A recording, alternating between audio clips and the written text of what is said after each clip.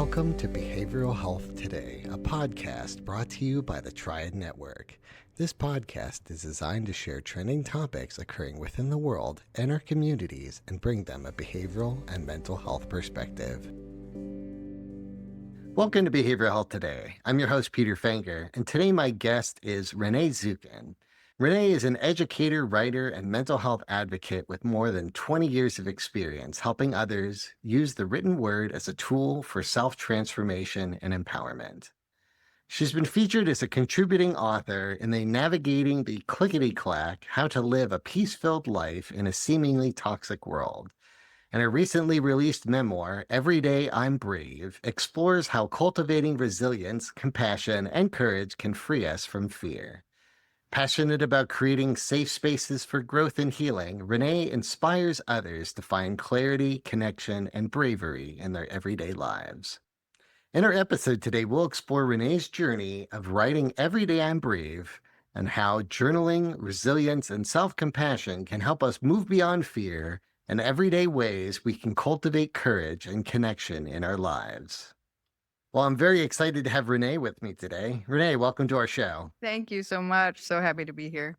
Yeah, likewise. I really had a lot of fun reading an early copy of your book and listening to you speak on other podcasts. I've really enjoyed you sort of diving into this. So I'm very excited to share with our listeners your book, Every Day I'm Brave. And I'd love to start off with what really inspired you to write Every Day I'm Brave and share your personal journey with anxiety.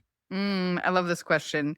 So it was one of those things that continued to kind of tap me on the shoulder or, whisper the whispers here and there for many years. And I resisted it quite a bit. One of the things that anybody who's challenged with anxiety can probably understand is that there's a lot of fear and self-doubt, even in making a decision to speak about your own experience. But what I noticed was, even when I would share, when Facebook first came out, if I would share a little snippet of a win I had because I was dealing with something that was making me anxious, or an experience, that I would get a lot of feedback from others who were really grateful that I was speaking to it, because they were feeling less alone. And certainly other people too were very kind and compassionate, and I got to feel a lot of connection to others just by sharing a little snippet of this. And Mhm. and as time went on, and as my journey continued, and some challenges became a lot harder to deal with, as I learned and grew and got more tools, the more I realized that speaking about our mental health experience Mhm. is really vital in debunking a lot of shame that just Mm. makes it all worse. And Right. so, it was definitely a process coming to the decision, okay, I'm going to just put this all out there, Yes. right? And I knew that I wanted to carefully craft it as both a memoir and a learning tool for others. And it really became, that was the impetus to really show up in service to other people for writing this book. Yeah, yeah. Heavy hitters like Brene Brown talk about how vulnerability is the cure, right? Yeah. And sort of to piggyback on that, I'm curious, why did you choose memoir format? And you talked a little bit about including practical tools. How did you balance maybe the storytelling with those practical tools? Mm. Yeah, it was something that took a little while to work through. I got the support of a writing coach and some fantastic editors that Mm. kind of helped me decide, the balance between what's the story here and what are the tools. And ultimately, I knew it was going to be memoir based, but I also really wanted to make sure that this hero, this Shiro on this journey, which of course was me, but but had a real true narrative arc as Mhm. well. Mhm. I'm a writer by trade. I love story. I've, taught middle school, high school English. So to me, Yeah. personal story is actually a really profound way that we can learn about the human experience and what we resonate with and what we don't. And so for me, it was kind of a no brainer decision Sure. to have it as memoir and the work to then curate okay, what are the lessons in each of these chapters? Mhm. And how can I provide something helpful to somebody else who might be reading it became the goal. Yeah. Yeah, as I was sort of reading your book, you include these stories that again became moments of reflection or moments that you created meaning around. I also found it very interesting because, some chapters it'll sort of transcend that moment and there's a moment of reflection, whereas others it kind of just stopped at I recognized there was a problem and I need to work at it. Yeah. Yeah. Yeah, that's interesting, and I love that you noticed it because one of the things that I had to keep coming back to and what I support others in learning is really that the first step is just this awareness. Mhm. Like we have to be able to be aware of our thoughts, our feelings, how Yeah. we're experiencing a moment in order to decide what we want to do with it. Yeah. One came off very human, right? It's a Mm, very human story. We can find ourselves in it, but I is also a degree of authenticity, right? Like we don't all have solutions for some of these things. And for you to sort of like end on that, I think only shares your honesty mm, within those stories. mm. Thank Yeah. you for that reflection. It was really important for me. Like, my message is not, "Okay, I'm cured, I'm healed, I'm Right. never," Right. like, we have ongoing challenges as humans. And, Mhm. what's most important is what are we learning from them and how can Mhm. we grow from them? And Yeah. so, Yeah. yeah, thank you for that. Yeah. I want to make sure this was an, an honest representation. Well, and then again, I think it really comes down to being okay with not being okay, and I think that that is Yes. a healthy representation of that. Yeah. Yeah, Yeah. yeah. But Yeah. but I mean, on the other side of that, you're ending each chapter with journal prompts, and you're encouraging reflections, just as sort of you're reflecting within your own stories.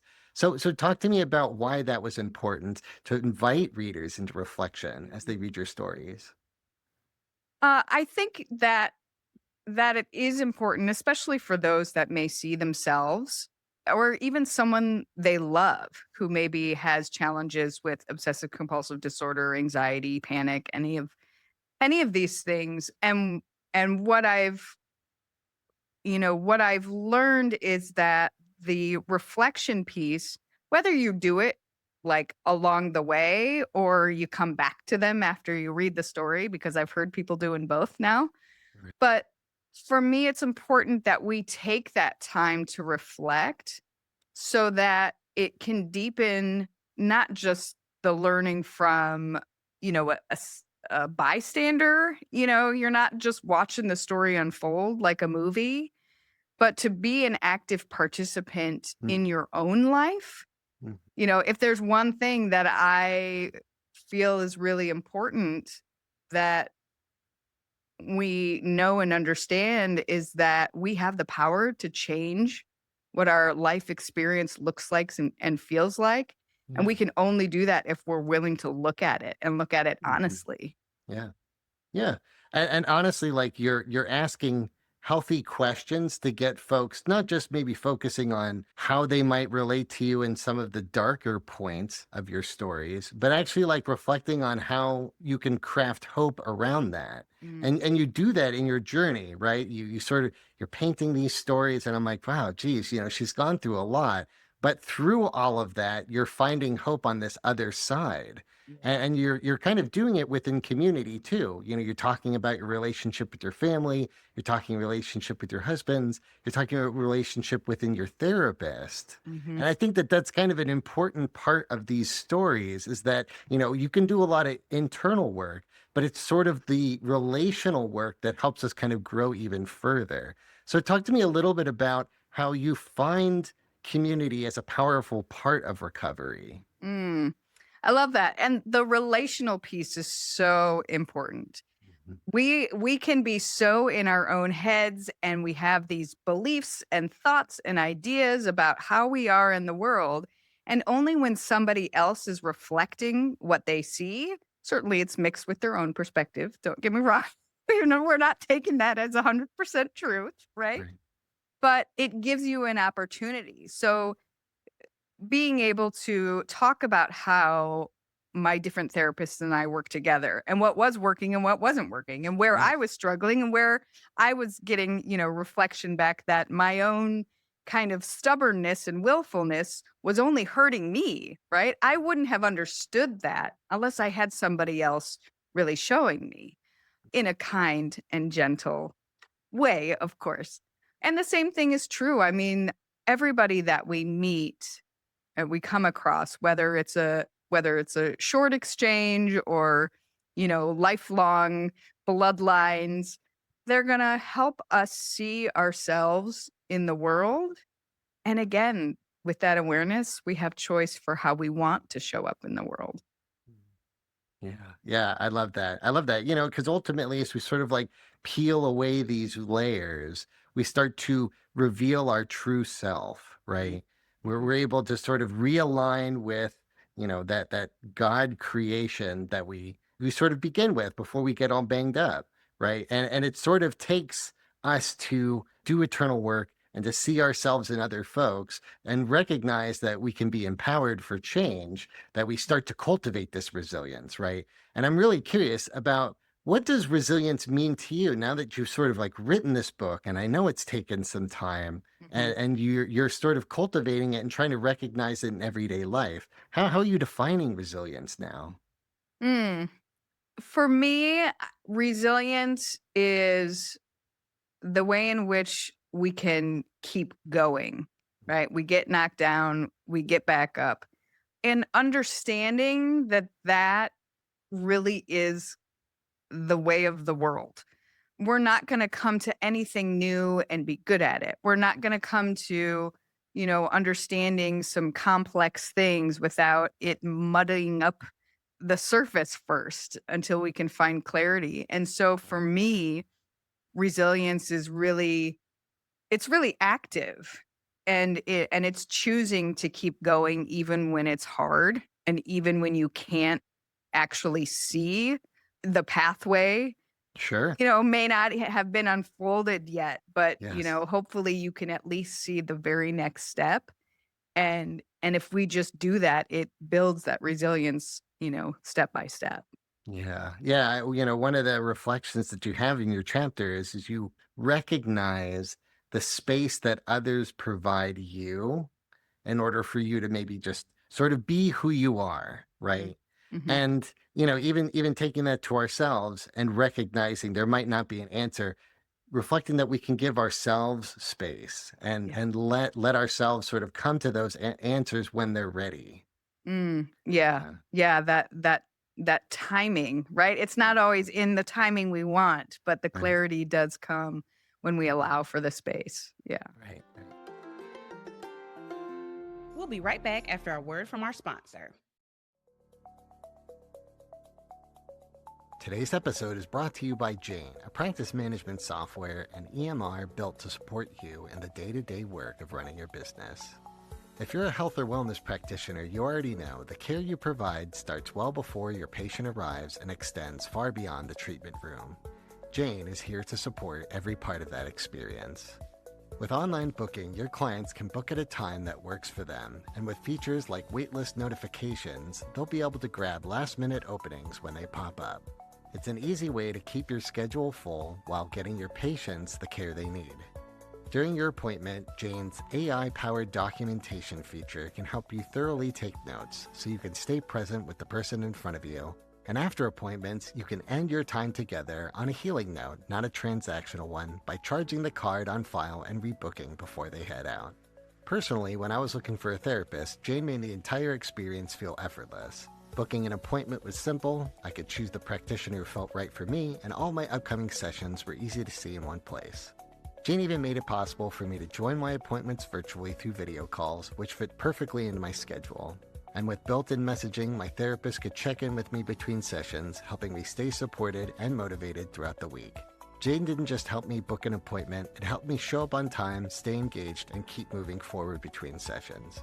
To learn more about how Jane can support you and your patients, head to jane.app/demo. And if you're ready to get started with Jane, you can use our code TRIAD1MO or TRIAD1MO for 1 month grace period on your new account. When your work is about people, Jane supports the process.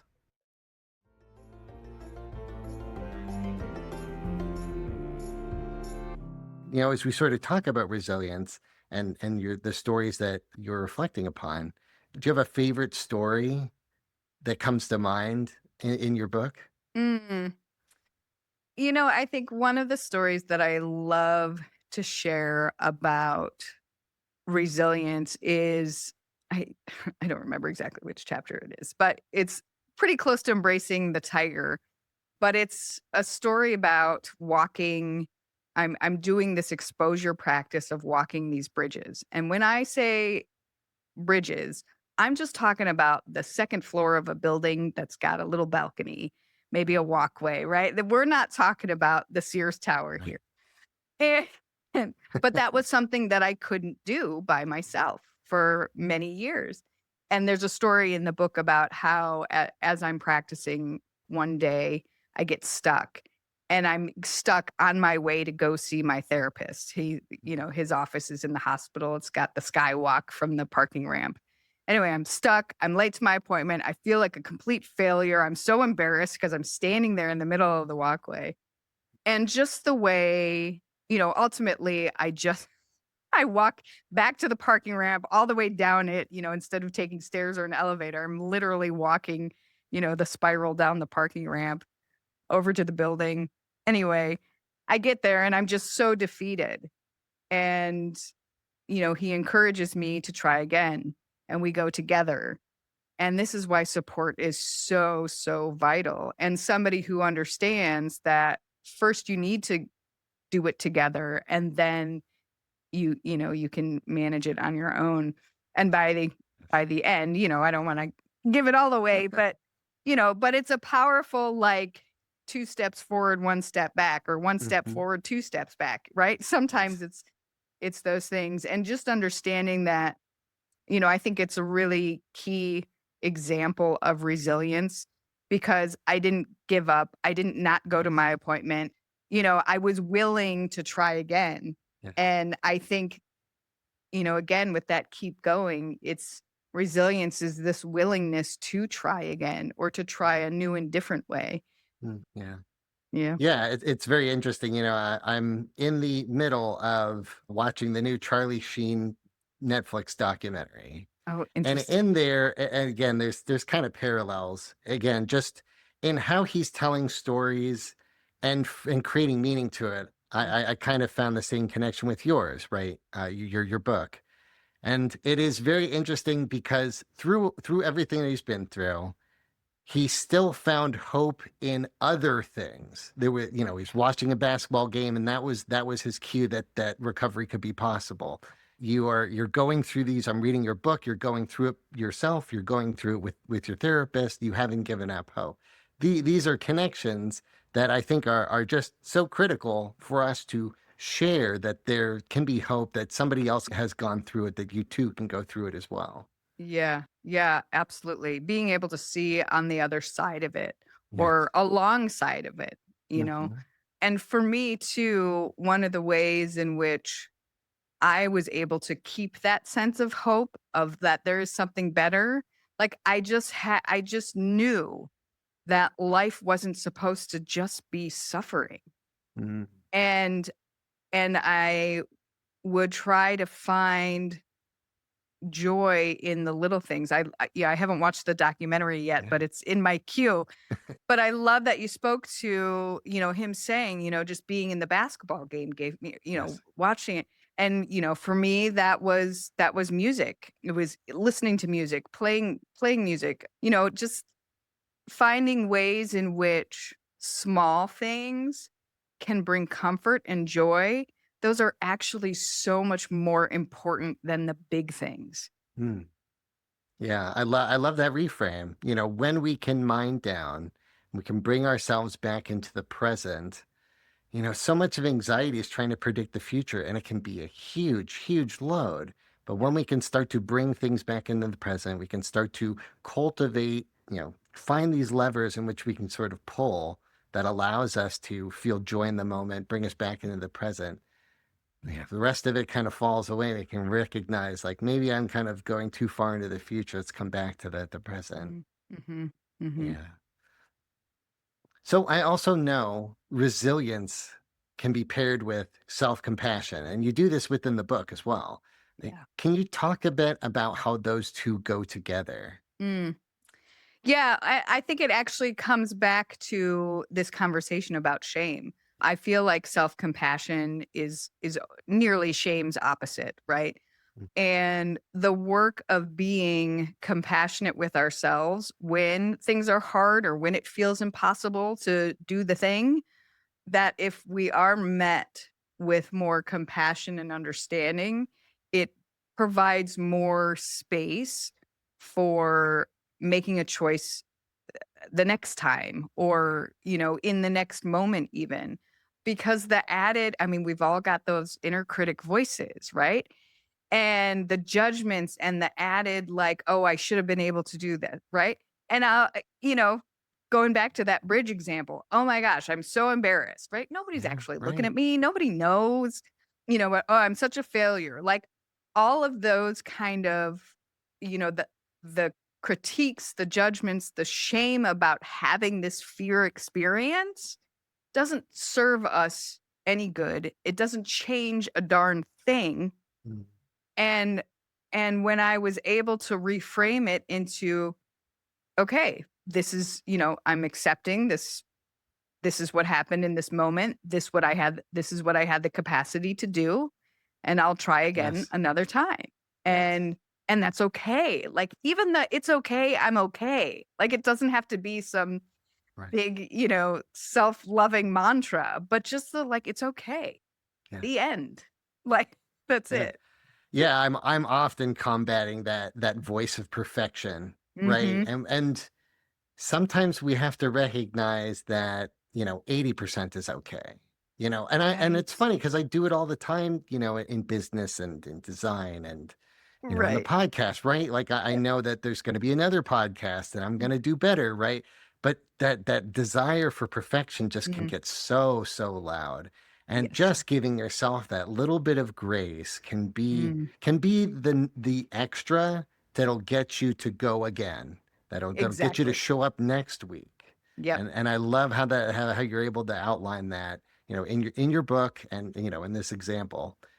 I know that you talk about trusting your gut, and trusting your gut can get a little twisted, especially when we're dealing with anxiety. Yeah. Anxiety can kind of turn us around, and we can get hijacked by our anxious brain. Mhm. But how do you distinguish between maybe anxiety's voice and true inner wisdom? Mm. I love this question, right? That idea of trusting your gut is like, well, how can I when, anxiety is like makes me feel like I'm gonna throw up? Like Right, I just right, no, right? And I think the biggest thing I learned about discernment is, being able to figure out, okay, am I anxious because lizard brain is on fire right now, or is there truly something that I need to be looking at or considering before I go do this thing or make this choice or show up in this space, right? right, And what I found is looking at the evidence, especially any sort of past experience of a similar kind. I mean, if we're, sometimes it's just the choice to like go show up and, whether or not I break this plan for dinner with my friends, right? It could be right, something that simple. And you're, all the alarms and bells and whistles are going off and and your mind can take you in a million different directions. Oh, what does this mean? Something's going to happen. Maybe I need to stay home, la, la, la, la, la, right? And that actually, the way that you just heard my voice and the, like, running around rampant, right. that's how you know it's anxiety. Mm, When you're feeling something and the mind is quiet, that's a point at which to listen, Mm. right? Even though anxiety and panic are very physical and visceral responses in the body, our body still holds wisdom. And if we can pay attention to when the brain and body are really working together, or when they're kind of working against each other, or you know, Yeah. then that's I mean, it's just a key to kind of unlock. And I always say, that's kind of the the first step in knowing, and sometimes we'll get it right, sometimes we won't, and that'll be clear too. Yeah. No, I love this reflection upon maybe like the body language, right? Mm. And even recognizing, when we have that anxious brain, and cultivating safety around it. It is okay for our brain to just run. Yeah. When we can allow our brain to run in a safe space, we don't have to be fearful of that. We don't have Yeah. to act on it. And I love, because ultimately what you're trying to do is we're trying to give a pause.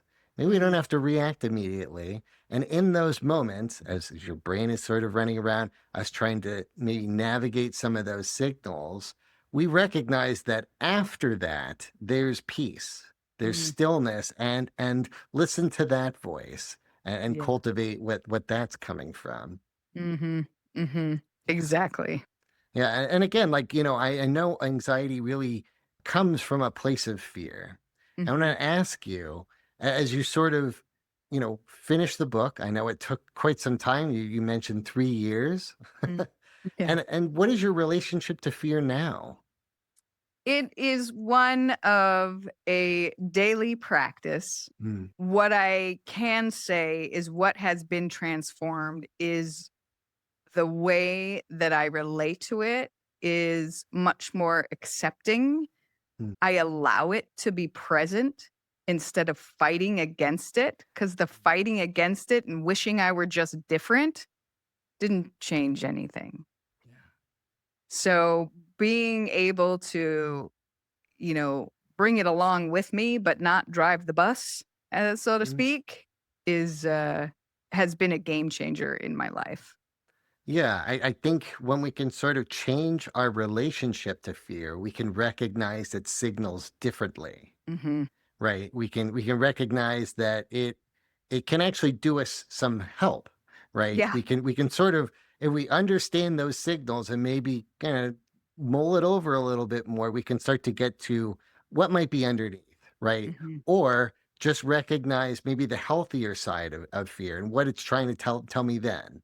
Yeah. Yeah, exactly. Yeah. And being able to practice discerning the difference. Yes. I had to learn that the fear itself wasn't dangerous, Mm. because I was doing everything I could to avoid feeling afraid. Yes. And it's a natural response. Yes. Yeah. Yeah. Yeah. And ultimately, like, really, the only solution for it is through. Yeah. And when I'm feeling it in my body, yeah, it shows up as a fear response within my body, and I can give myself a little pause, can take those moments and kind of slow down my breathing. I don't know, maybe I need metrics. I had a moment this last weekend where I literally had to use my watch in order to recognize that my heartbeat was slowing down, to recognize and give myself back Mm. that safety, right? Mm. And some of these tools that we can sort of use to kind of get us to the other side, we can recognize that the fear isn't as scary. And it could be sort of a tool for us to navigate the world Yeah. in a safer way. Yeah. Absolutely. Yeah. So I'm kind of curious. So you talk about brave every day. What Mhm. does being brave in the everyday, those ordinary moments, maybe not just big ones, what does that look like? Because, Mm. and again, I want to sort of like reflect your book. In the beginning, in the very introduction, you talk about a very brave person trying to go on to the airplane and going through some of these dangerous locations. But your brave was just showing up every day. And redefining that was a huge shift because you're recognizing those little wins in your life. So Mhm. so tell me, what is your definition of brave in everyday? What does that look like? I love it. Well, it really was this acceptance of the idea that bravery is a spectrum. And what's brave for one person is, maybe no problem for another or vice versa. And even for ourselves, what we have the capacity to do bravely on one day may look very different than another, right? So, depending on what other challenges or stressors there are in our lives, we don't have a full capacity to, like, do all the things that make us frightened. But it is really brave when, it feels like the world's on fire to just get up, to go brush your teeth, to make it to work. Like the effort it can take somebody on really hard days to do that absolutely needs to be celebrated. And we don't do that enough. Yes.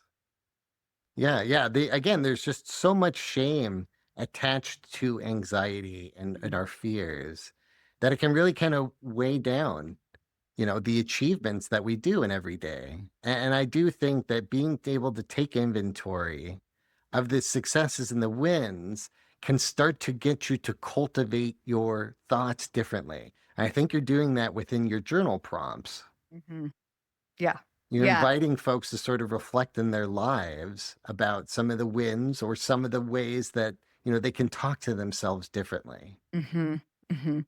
Yeah, reframing the way we see ourselves, the way we see our progress. I mean, we're so ingrained as a society to always be productive and producing.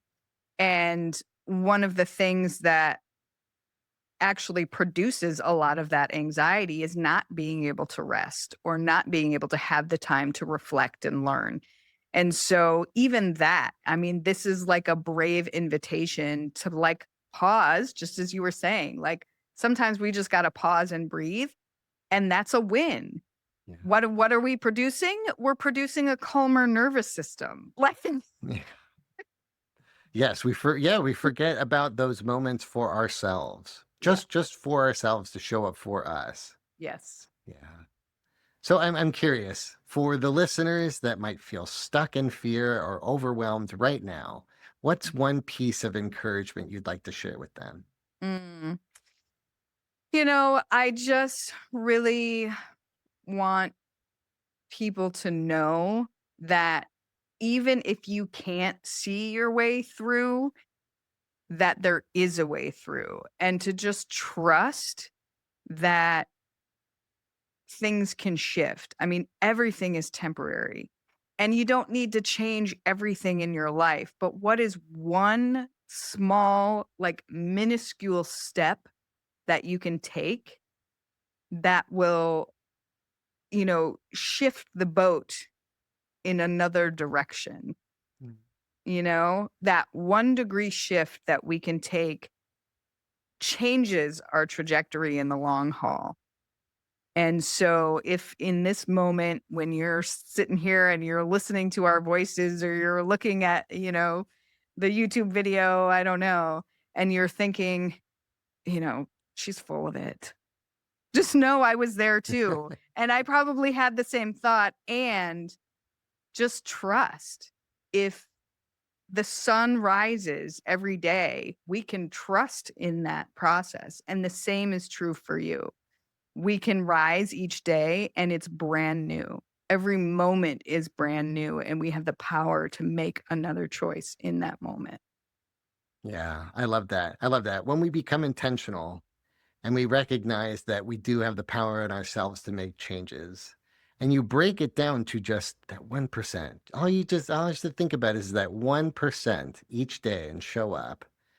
I think it goes back to believing that there can be something different. Yeah. And I think you show that in your work, in some of the stories that I'm reading, and you're inviting listeners to sort of reflect on to their intentions and that Mhm. 1% for themselves. Yeah. Yeah. Yeah. Thank you. Yeah. Well, thank you. I really appreciate that. I'm curious. So I know you've written your book, Every Day I'm Brave. It's included your own memoir. Do you have an idea of what you'd like to write next? I do have some thoughts percolating. There's probably another book coming. It's probably 3 to 5 years out. And, really about change and evolution. But one of the things that I'm noticing, especially as a former teacher, that I really want to offer something for the teenagers of the world because Mm. they are some of the bravest people I know right now. So we'll see what happens with that next. But I'm definitely writing, even if it's mostly in my head right now. No, I love that. I love that direction, and I think when we can start to highlight the achievements for folks at such a young age, it Yeah. sets those foundations for building blocks later on. Hmm. Yeah. Well, Exactly. lastly, I just want to ask, where can people connect with you? I know you have a wait list on your website right now, and where can they find Every Day I'm Brave, your book? Yeah, everydayimbrave.com is really the hub. You can find some resources there. You can find your way to we've started to curate a little Facebook group. So for anybody on Facebook, we've got the Everyday I'm Brave Facebook group. And yeah, you can just get on the list if you want to know more and be a part of it. One of the resources on the page actually is the journal prompts from the book, all in a singular PDF. So for those folks who want to just read the story and then come back to the journal prompts, I made it nice and easy for you to grab them in one. I like that. I like that. Mhm. And again, the invitation to the Facebook group is a good one. You're cultivating community. You're trying to raise the voices of bravery and for folks showing up in their lives. So I appreciate that invitation. Thanks, Peter. Yeah. Well, thank you very much for your time today, Renee. Yeah, it's been a pleasure. And I want to thank you, our listeners, for taking the time to join us. You can follow us on our social media at Instagram, TikTok, LinkedIn, YouTube, and more at Behavioral Health Today. If you like our show, please give us 5 stars and leave us a review. As always, the resources for this episode and an archive of all of our other episodes can be found on our webpage at triadhq.com/BHT. And we look forward to having you back with us next time on Behavioral Health Today.